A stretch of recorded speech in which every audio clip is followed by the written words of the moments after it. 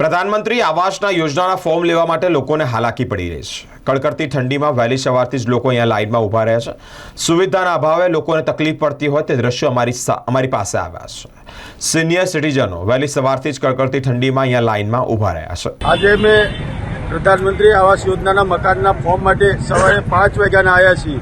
5 વાગ્યાના આવ્યા છીએ, આ પણ કોઈ પણ જાતની વ્યવસ્થા નથી, પ્લસ કે કોઈ લાઇનમાં રહેવાની કે કોઈ ટોકન બાબતની કોઈ પણ જાતની કોઈ વ્યવસ્થા એ રાખેલી નથી। બીજું કે જેમને તેમ એમ કહેશે કે ઉભા રહો, કોઈ ટોકન આપવાનું કહેશે, કોઈ ના કહેશે। પબ્લિક છે કોઈ પોલીસ ખાતાની કોઈ ઓલી નથી કે ભાઈ લાઇનમાં સિક્યુરિટી કે સાથે કોઈ સપોર્ટ કરે કે ભાઈ આજુબાજુવાળા કોઈ ઉભા રહેવા નથી દેતા કે ભાઈ તો તમે એવો ફોર્મ એ રીતે વ્યવસ્થા કરો કે દરેક બેંકોમાં અલગ અલગ આપો। 200 ફોર્મ અહીં આપો, 200 અહીં આપો, 200 અહીં આપો, તો પબ્લિકની લાઇન ન થાય, મોટા પબ્લિક હેરાન ન થાય। 4 વાગ્યે લાઇનમાં આવીને કોઈને ઊભું રહેવું ન પડે। અમારી ખાસ સરકારને એટલી વિનંતી છે કે આવું તમે ખોટું કામ ન કરો। શું નામ?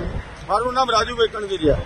વડોદરા શહેરી વિકાસ મંડળ પ્રધાનમંત્રી આવાસ યોજનાની જે ફોર્મ જે છે 103 જેટલા ખાલી પડેલા મકાનો કે જે મકાનોની અંદર અત્યારે ફોર્મ આપવાનું કામગીરી ચાલુ રહી છે।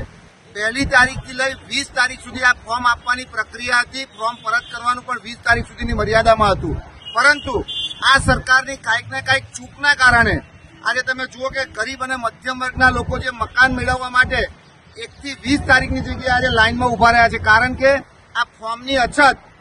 અરે ભાઈ, સરકાર ચલાવો છો સરકાર, આ 1 રૂપિયાના ફોર્મની અંદર તમે 100 રૂપિયા ઉઘરાઈને જે લૂંટવાના ધંધા કર્યા છે બંધ કરી દો। આ સરકાર એ લૂંટવાનું જે કામ કરી રહી છે એનો અમે સખત શબ્દોમાં વિરોધ કરીએ છીએ।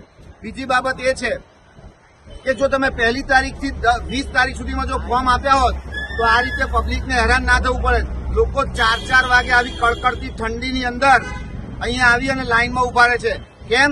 કારણ કે દરેક વ્યક્તિનું સપનું છે કે પોતાનું એક ઘર થાય, પરંતુ આ ઘર એ માત્ર ને માત્ર સપનું સમાન રહી ગયું છે। ત્યારે અમે આનો સખત શબ્દોમાં વિરોધ કરીએ છીએ અને અમે કહીએ છીએ કે વહેલામાં વહેલી તકે સત્વરે એવી વ્યવસ્થા કરવી જોઈએ કે જે વ્યવસ્થાના કારણે લોકોને મુશ્કેલી ના પડે। આજે તમે જુઓ કે લોકોને કેટલી મુશ્કેલીનો સામનો કરવો પડે છે, ખૂબ લાંબી લાઈનો થાય। શાના માટે થાય છે? કારણ કે સ્વાભાવિક છે કે જો દરેક વ્યક્તિનું એક સ્વપ્ન છે કે ઘરનું ઘર થવું જોઈએ, તો અમે આનો સખત શબ્દોમાં વિરોધ કરીએ છીએ। સરકારે આની અંદર વિચારણા કરવી જોઈએ, એવી વ્યવસ્થા ઉભી કરવી જોઈએ। શાના માટે એક જ બેંક કરો છો?